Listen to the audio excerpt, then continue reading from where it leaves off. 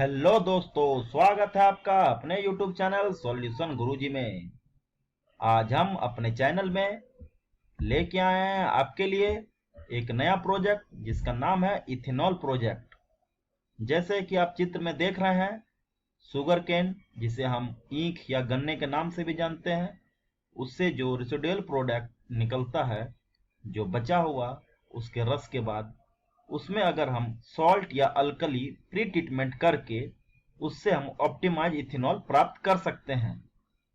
तो आइए जानते हैं इथेनॉल प्रोजेक्ट को। इथेनॉल बनाने के तरीके को समझते हैं और इसमें हम ये भी देखेंगे कि कैसे इसमें लोग अपनी आमदनी को बढ़ा सकते हैं। इथेनॉल फ्यूल को सरकार किस प्रकार यूज करेगी और कैसे इससे किसानों की आमदनी को दोगुनी की जाएगी। आइए हम समझते हैं इथेनॉल को बनाने का तरीका को। इथेनॉल एक तरह का अल्कोहल है जिसे पेट्रोल में मिलाकर गाड़ियों में फ्यूल की तरह इस्तेमाल किया जा सकता है। इथेनॉल का उत्पादन यूं तो मुख्य रूप से गन्ने की फसल से होता है, लेकिन शर्करा वाले अन्य फसल से भी हम इसे तैयार कर सकते हैं। इससे खेती और पर्यावरण दोनों को फायदा होता है। भारतीय परिप्रेक्ष्य में देखा जाए तो इथेनॉल ऊर्जा का बहुत अच्छा एक स्रोत है, क्योंकि भारत में गन्ने की फसल बहुत अधिक मात्रा में होती है। आइए अब हम समझते हैं क्या इथेनॉल के फायदे हैं और कैसे हम इसे यूज कर सकते हैं। आप देख रहे हैं अभी इथेनॉल का स्ट्रक्चरल फार्मूला और उसका मॉलिक्यूलर फार्मूला, जो कि इथेनॉल का मॉलिक्यूलर फार्मूला है C2H5OH। बहुत सारे विभिन्न प्रतियोगिता परीक्षा में ये पूछा जाता है कि इथेनॉल का मॉलिक्यूलर फार्मूला क्या है। तो आप यहाँ पे देख सकते हैं, इसका मॉलिक्यूलर फार्मूला यहाँ पर दिया हुआ है C2H5OH। आइए हम जानते हैं इथेनॉल के फायदे को। इथेनॉल के इस्तेमाल से 35% कार्बन मोनोऑक्साइड का उत्सर्जन होता है, जिसे हम कम कर सकते हैं लगभग 35%। इतना ही नहीं, कार्बन मोनोऑक्साइड उत्सर्जन और सल्फर डाइऑक्साइड को भी हम कम कर सकते हैं। मतलब ये साफ है कि अभी जैसे इतने पॉल्यूशन के समय में अगर हम 35% भी अगर कम कर देते हैं कार्बन मोनोऑक्साइड को, तो ये एक बहुत अच्छा स्रोत हमारे लिए साबित होगा। इसके अलावा इथेनॉल हाइड्रोकार्बन के उत्सर्जन को भी कम करता है। इथेनॉल में 35% ऑक्सीजन होता है। इथेनॉल फ्यूल को इस्तेमाल करने से नाइट्रोजन ऑक्साइड उत्सर्जन में भी कमी आ जाती है। आजकल ये बहुत चर्चा का विषय बना हुआ है लोगों के बीच में कि इथेनॉल फ्यूल और इथेनॉल को कैसे अल्टरनेटिव फ्यूल के तौर पे देखा जाए। तो आइए हम जानते हैं कि इसे हम कैसे अल्टरनेटिव फ्यूल के तौर पे देख सकते हैं।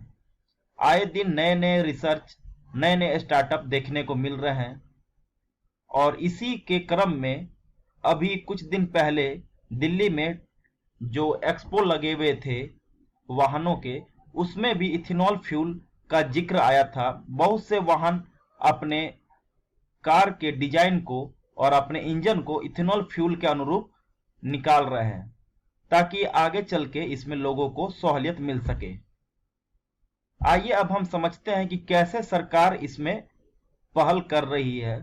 जैसे कुछ दिन पहले पता चला था, छत्तीसगढ़ सरकार ने सार्वजनिक निजी भागीदार PP model public private partnership के तहत राज्य में पहला इथेनॉल संयंत्र स्थापित करने का एक अनुबंध हस्ताक्षर किया था। उसी की झलक यहाँ पे आपको देखने को मिल रही है। इथेनॉल संयंत्र की स्थापना से प्रत्यक्ष और अप्रत्यक्ष रूप से रोजगार के अवसर पैदा होंगे और इस क्षेत्र में आर्थिक समृद्धि का आधार बनेगा। इसी के अनुबंध को यहाँ पे छत्तीसगढ़ सरकार ने MOU पे हस्ताक्षर किए हैं। आधिकारिक विज्ञापन के अनुसार अनुबंध पर भोर में सहकारी चीनी कारखाना कवर्धा और छत्तीसगढ़ डिस्टिलरी लिमिटेड की सहायक कंपनी NKG बायोफिल द्वारा 30 वर्षों की अवधि के लिए हस्ताक्षर किए गए हैं। ये दोस्तों आपको जानकारी बहुत ही महत्वपूर्ण है कि किस कंपनी के द्वारा यह अनुबंध को 30 वर्षों के लिए किया गया है। बहुत से आने वाले प्रतियोगी परीक्षा में आपके लिए ये लाभदायक हो सकते हैं। आइए अब हम जानते हैं कुछ इथेनॉल और पर्यावरण से रिलेटेड महत्वपूर्ण प्रश्न जो आपको आने वाले समय पे और भी ज्ञानवर्धन कर सकते हैं। विश्व पर्यावरण दिवस 5 जून को मनाया जाता है। विश्व पर्यावरण दिवस 2021 का थीम क्या था? Ecosystem restoration. और तीसरा क्वेश्चन है, वन महोत्सव किसने प्रारंभ किया था? वन महोत्सव प्रारंभ करने वाले पहले व्यक्ति थे के.एम. मुंशी। चौथा क्वेश्चन है, पृथ्वी दिवस कब मनाया जाता है? पृथ्वी दिवस हर वर्ष 22 अप्रैल को मनाया जाता है।